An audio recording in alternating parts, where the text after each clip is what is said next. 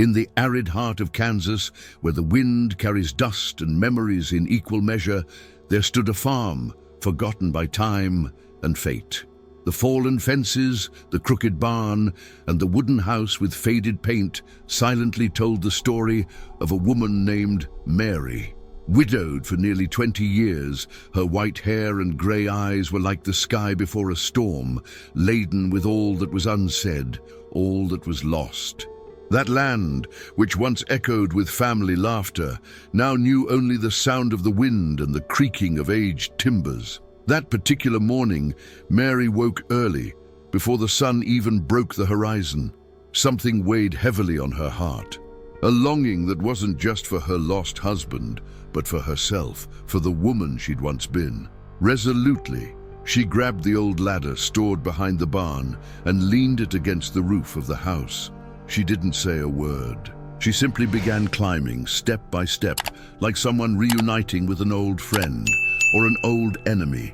Each step was a whisper from the past, each creaking piece of wood a muffled scream. Mary didn't want attention. She wanted silence.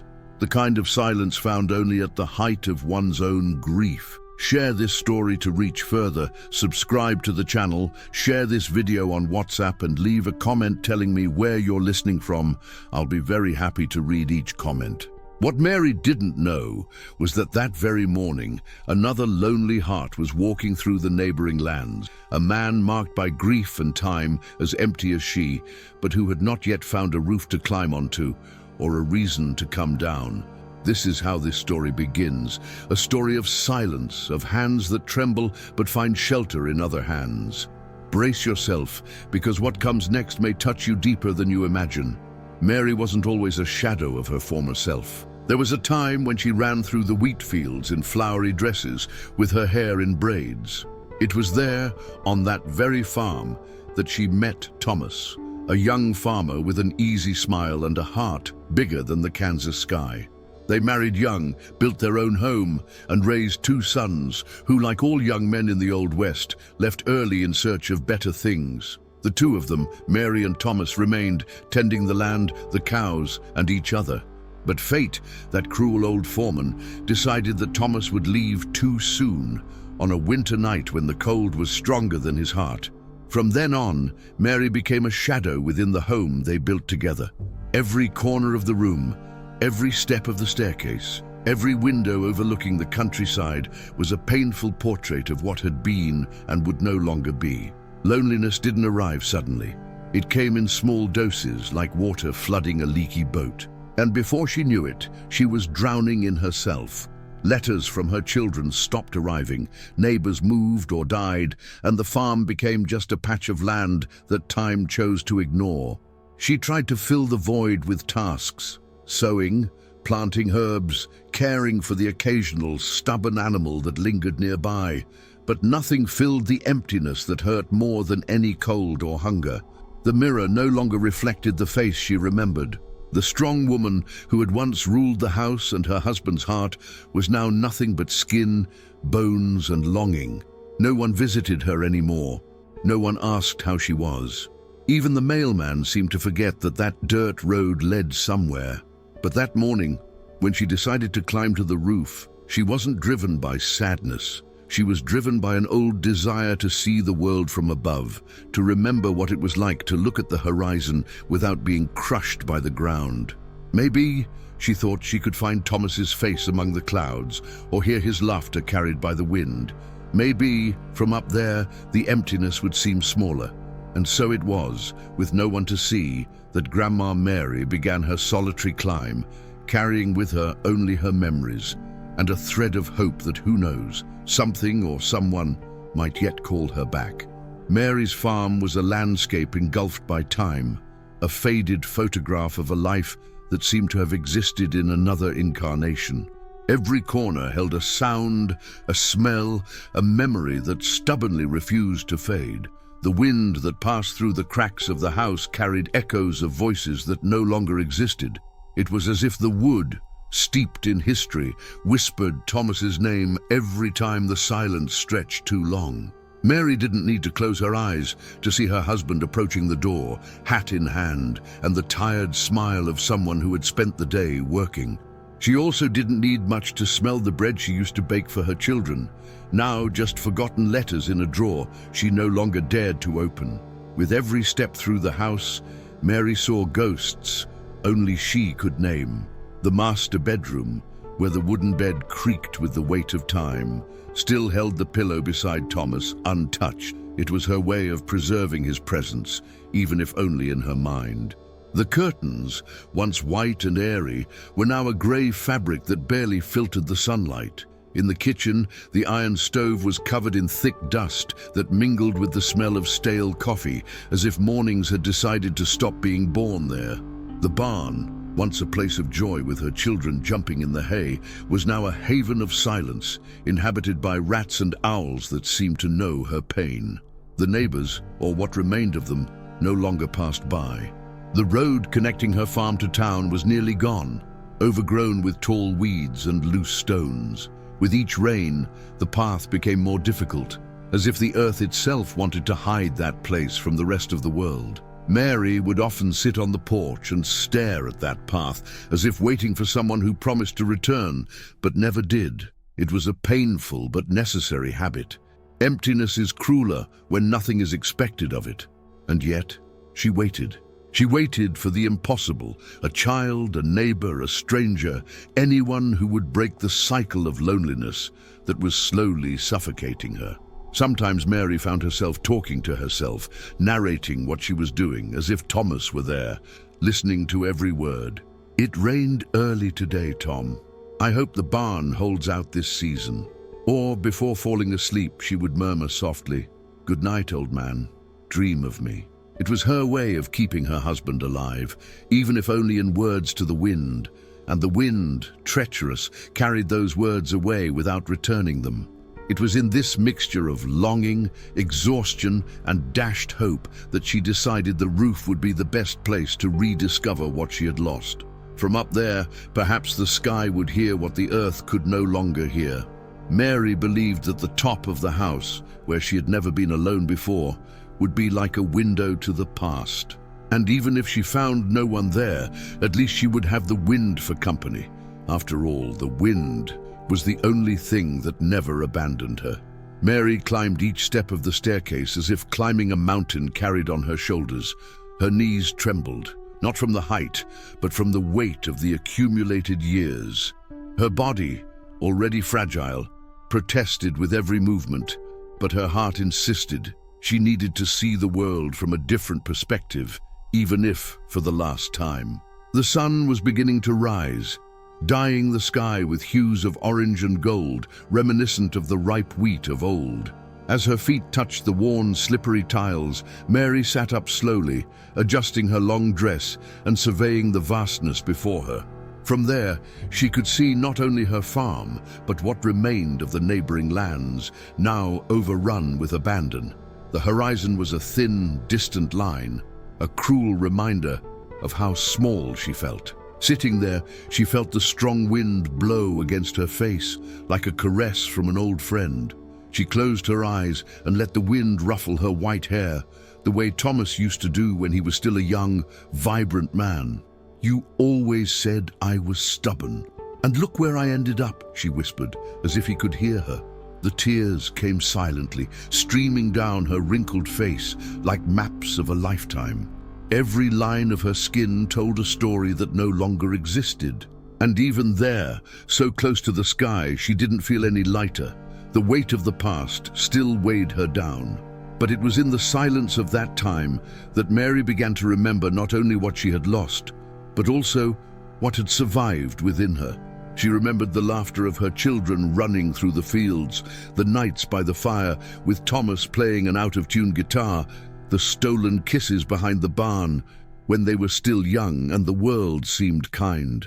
Those memories came not like knives, but like old blankets, worn, but still warm. Perhaps that was what she was searching for up there. Not the end, but some kind of new beginning, even if it were within her own heart. Then, in a fit of longing, She tried to stand up to get a better view, but her body didn't respond as she had hoped. Her leg gave out, the tile slipped, and for a brief moment the ground seemed closer than it should have. Her heart raced, her head spun. Fear came, a fear she hadn't felt in a long time. And there, in that exact second when she thought it would be the end, she heard a sound she hadn't expected, the creak of the ladder being held, and a deep voice that said firmly, "This isn't how you wanted to see the world, Mary." The hand that appeared soon after held hers tightly and gently, a touch she hadn't felt in a long time. She didn't know who it was, but the warmth of that skin was enough to make her panic, give way to something that hadn't touched her heart in years. Hope. The hope that perhaps there might still be someone who saw who she was, even on the rooftop. When Mary looked down, she saw a face that time had not erased. It was Joseph Carter, the widowed farmer who lived a few miles away, a man of few words, always seen tending the land alone, his hat covering his face and his gaze fixed on the ground. She remembered him from distant encounters, when their husbands were still alive and neighbors gathered to share the harvest or the burden of hard days. Joseph had also lost his wife many years ago, and since then he had become a shadow on his own land, as silent as the loneliness that inhabited him. No one knew what lay behind that weary gaze, but everyone agreed he was the last of his family, and he seemed to have accepted life as a ghost. There, his hand firmly holding hers and the ladder gripped tightly, Joseph stared at her without saying much. Only his gaze spoke. This was not the time to fall, nor to give up. "I thought you heard a bird on the roof, but it was you," he said with a brief, shy smile. Mary felt her face burn with embarrassment, not for being vulnerable, but for being seen, for the first time in years, by someone who knew what it was like to carry the weight of grief. "I just wanted to see the world from above," she whispered, her voice breaking. Joseph nodded as if he understood more than she realized. "I know. I feel that way too sometimes, but you have other ways to climb, Mary." Carefully, he climbed a few steps and helped her slowly descend. Each movement was a challenge for her tired body, but the firmness of Joseph's hand reassured her. When her feet touched the ground again, Mary felt a mixture of relief and embarrassment. It wasn't common for her to be close to someone, and even less common to be saved by a man who, like her, was also a widower. They stood there in silence for a time that seemed longer than it actually was. Two strangers with similar stories, surrounded by the dust of the road and the chirping of crickets that heralded the end of the morning. Joseph, still holding her hand, said softly, "You shouldn't climb alone, but if you want to see the world differently, call me. I know the way to the top without needing a roof." Mary laughed, a shy but genuine laugh that hadn't come out in a long time. It was the first time in years that someone had offered not only help, but company. And that invitation, simple and sincere, was like a breath of fresh air in a house that had only known the stifling air of abandonment. Mary didn't know how to respond, but her look already said, yes, maybe it was time to try. After that day, something changed inside Mary.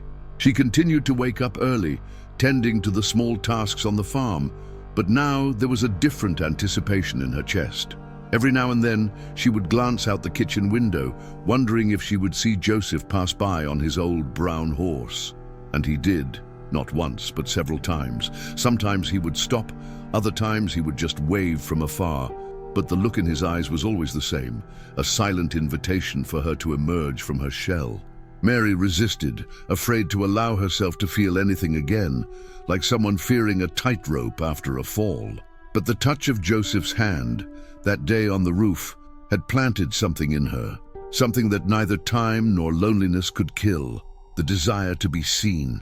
It was on a windy afternoon that Joseph appeared with the proposal. "The roof can wait, but there's a hill nearby where the whole world lies open. If you want, I can take you." Mary hesitated, fear knotting her tongue, but her heart calling for courage. Finally, she simply nodded. The next day, Joseph arrived with 2 horses, one for him and one for her. Mary hadn't ridden in years, but her body still remembered. The wind in her face, the smell of earth and grass, the sound of hooves on dry ground. All of this rekindled memories of when she was more than just a widow. And with Joseph by her side, the path seemed less tortuous. When they reached the top of the hill, the horizon opened before them like a sea of golden earth and endless sky. Mary was overcome with emotion, her eyes brimming with tears at the beauty that the floor of her porch had never allowed her to see. "You were right," she said, her voice breaking. "The world is more beautiful up here." Joseph smiled, his eyes shining not only from the setting sun, but from seeing in her the reflection of his own redemption. "I knew you just needed another path," he replied, with the simplicity of someone who understands that sometimes the hand that holds us is the same one that guides us. On that peak, the two of them stood in silence, contemplating what time had left behind. They didn't need many words. The wind said what their hearts couldn't express. And there, in that moment, Mary realized she hadn't climbed the roof to finish, but to remember that she still wanted to see the world. And now there was someone willing to show her.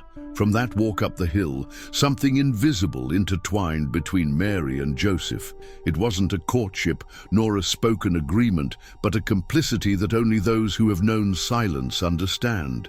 Joseph began to visit Mary's farm discreetly, a repair to the fence, a fix to the door that wouldn't close properly, a sack of flour or grain left on the porch as if he didn't want to be noticed. Mary, in turn, began to care for the house as she hadn't done in years, sweeping the floor, cleaning the windows, dusting the furniture, not out of vanity, but because somehow she felt the need to breathe life back into it all. It was as if the house knew someone from outside would finally cross its threshold again. The two found in their shared routine a balm for the pain they each carried. Joseph never spoke of the wife he had lost, but his gaze grew distant when he saw Mary sewing or baking bread, small, everyday scenes that brought back the scent and touch he had once had and lost. Mary, in turn, saw in Joseph what she saw in the mirror. Someone who had known love and lost it without warning, someone who carried grief as if it were his own skin. But unlike her, Joseph had found a way to carry on, even if staggered, and this inspired her. "Did you move on?" she asked once, as they shared lukewarm coffee on the porch. He thought for a moment and replied, looking up at the sky, "I didn't. I just learned to walk alongside what I lost." Those words stayed with Mary like an echo. Maybe she would never get over Thomas. Maybe the void would never be filled, but like Joseph, he could learn to walk alongside what was missing. And this idea, strangely, wasn't sad. It was liberating. She didn't need to forget her husband. She didn't need to pretend the past didn't exist. She just needed to allow the present space to blossom. Joseph seemed to understand this without saying a word, and each visit from him was a reminder that the heart, even old, still knew how to beat differently. It was a new beat, a strange rhythm, but one that warmed Mary's chest in a way she thought she'd lost. Over time, word that Joseph Carter had been visiting Mary's farm began to circulate discreetly among the few remaining neighbors. There were those who judged, those who laughed, those who whispered, as always happens in small places. But none of that mattered. What mattered was what was happening there, within the walls of the house that once again smelled of bread, fresh coffee, and life. The emptiness that had once dominated each room was now divided by two, and somehow that made it smaller, less suffocating. It was as Joseph had said, they hadn't conquered their grief, but they had learned to walk alongside it. Then, day by day, Mary began to realize that the ladder that once took her to the roof was now symbolic. She no longer needed height to see the world. The ground she stood on was enough, because Joseph walked on it too. And where two walk together, the ground is not so heavy. One afternoon, after a full day of repairs on the property, Joseph sat on the porch with Mary, watching the sunset paint the sky with colors that seemed to have come from an old painting. The silence between them was comfortable, a silence that required no words, only presence. But that day, Mary felt the need to say what she had long held back. Gazing at the horizon, she said softly, almost in a whisper, "I climbed up onto that roof to try to remember who I was before everything, before I was alone. I thought, if I saw the world from above, I would be able to see what I had lost. But what I found was a terrible fear of falling and having no one to catch me." Her voice trembled and her eyes began to well up. Joseph listened to her in silence, his gaze firm but full of compassion. Then he gently took her hand and replied, "But you didn't fall, Mary, because sometimes what holds us up isn't the ladder, it's the one holding the ladder." What he said touched her deeply, like a warm breath on a frozen heart. And for the first time, Mary felt that the ground she had so feared finding again was no longer a place of pain, but a space for a new beginning. A solid ground where she could stand without fear, because beside her there was someone willing to keep her from falling. The following days were filled with small changes that transformed everything. Joseph began helping to plant a new garden in the backyard, something Mary had always wanted but never had the strength to begin. Together, they selected the seeds, prepared the soil, and cared for each other through the plants, which, like them, also needed time, patience, and care to flourish. The garden grew slowly, but each sprout was a victory. And just like the garden, Mary too blossomed again, discovering that her heart still knew how to feel something beyond longing. One afternoon, looking at the garden already filled with flowers, Mary turned to Joseph and said with a shy smile, "I thought my time to bloom was past, but now I see that even the oldest trees can blossom again if someone waters them." Joseph chuckled softly and replied, "I only showed you where the water was, Mary. The rest was yours to do." These words remained inscribed on her like a seal of hope. Mary was no longer just the widow who climbed silently onto the roof. She was the woman who learned to climb down and found on the ground the heart she thought was lost. And so, between afternoons of work, simple conversations, and glances that needed no translation, Mary and Joseph discovered that love isn't just for young people. Love also blooms in parched fields, in calloused hands, in hearts that refuse to stop beating, even if at a different rhythm, slower, more serene, but still pulsating. The garden Mary and Joseph planted wasn't the largest in the area, nor the best kept, but it was the most meaningful. Each flower that bloomed was a small victory against time, against grief, against oblivion. Roses, sunflowers, lavender. Each one had been handpicked by Mary, who said she wanted a garden that smelled of hope. Joseph laughed, saying hope had no smell, but Mary insisted, "It does. It smells like wet earth after drought." And somehow, he understood, because that colorful patch of earth was a reflection of what was happening inside them both, a late but still possible blossoming. Little by little, the few remaining neighbors began to hear about Grandma Mary and Farmer Joseph's garden. Children who rarely ventured into the area began to show up, drawn by the colors and quiet smiles that now inhabited this forgotten farm. Mary made a point of telling each child that the flowers only grew because the ground had been patiently prepared, and that nothing beautiful grows from neglected soil. Her every sentence was a lesson in disguise, a seed of wisdom planted in the hearts of those who listened. Joseph, in his quiet way, helped tend the plants and the conversations, always attentive, always present. It was one afternoon, during one of these visits, that one of the children asked, "Grandma Mary, why is Mr. Joseph always here?" And before she could answer, Joseph stepped forward. "Because even the most beautiful garden needs someone to hold the ladder when we go to prune the flowers at the top." Everyone laughed, but Mary understood what he meant, and her heart warmed, because she knew Joseph wasn't there just for the flowers or the work. He was there for her, and she for him. They weren't a young couple. They didn't exchange hasty promises or vows of eternal love, but they had made a silent pact, not to let each other climb alone, not to the roof, not in life. Time passed and the seasons changed. The garden survived the heat, the cold, the drought, because it was tended by hands that knew endurance. Mary and Joseph endured too. Their wrinkles grew deeper, their steps slower, but their gaze was light, serene, as of someone who knows they no longer walk alone. Mornings were filled with hot coffee and conversations on the porch, afternoons with gardening, and nights with comfortable silence, lulled by the sound of crickets and the wind whispering through the fields. And if anyone asked Mary what had changed, she would answer simply, "I discovered that it wasn't the roof that would save me. It was the ground. Because on the ground, I found someone who made me want to stay." And so, amidst flowers and longing, Mary and Joseph blossomed, two widowed hearts who recognized each other in the midst of drought and decided together to be spring. This isn't just the story of a grandmother who climbed onto the roof in silence. It's the story of someone who almost gave up, but was reminded in time that life could still flourish. Mary and Joseph teach us that grief isn't overcome, it's transformed. That the void doesn't disappear. It fills slowly, patiently, carefully with new stories. And that all of us at some point need someone to hold the ladder when the roof seems like the only way.